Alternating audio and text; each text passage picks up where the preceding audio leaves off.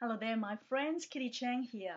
Today, I'd like to share a little bit about transformation and the power of transformation.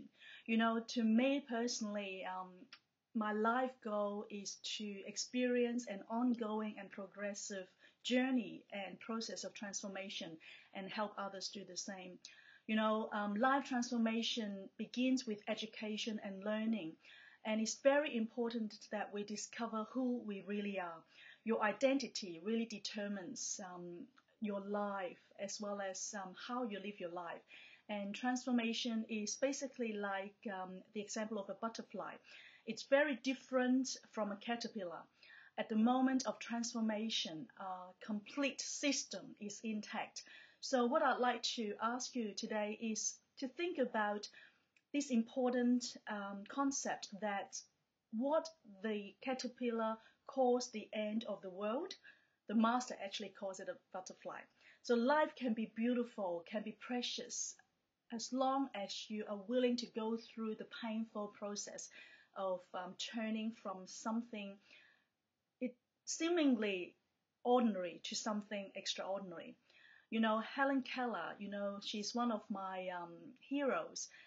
Her parents chose the emotionally and momentarily costly course to raise Helen Keller, who was a blind kid, because they believed that as human being endowed with a soul, Helen Keller was infinitely valuable.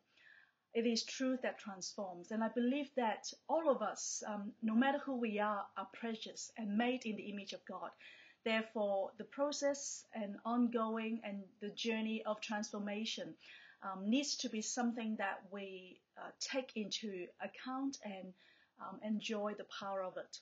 I remember when I went to China 2 years ago during the Olympic. I went to visit this orphanage, foster home for blind children.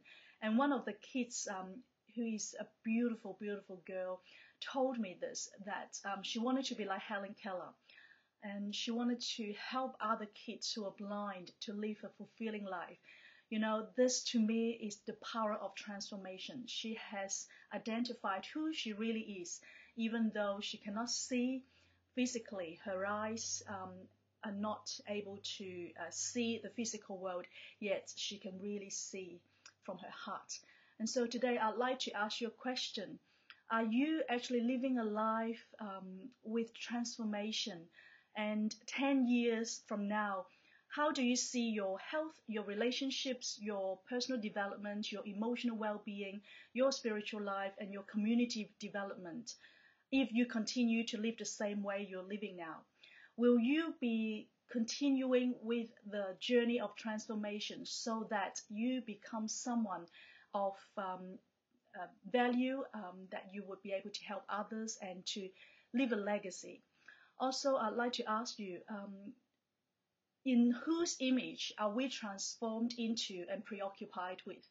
As we say that we are transformed, we do need to consider, whose image are you being transformed into and preoccupied with? Whose are you? A lot of people think, well, I am my own. Yes, that's true. I mean, you belong to yourself, but to a certain extent, you also belong to the Creator who made you in His image. So to me, I believe that transformation has to be transformed into the likeness of the Creator. So today, I'd like to leave you with this final thought, which I'm encouraged and challenged to think about.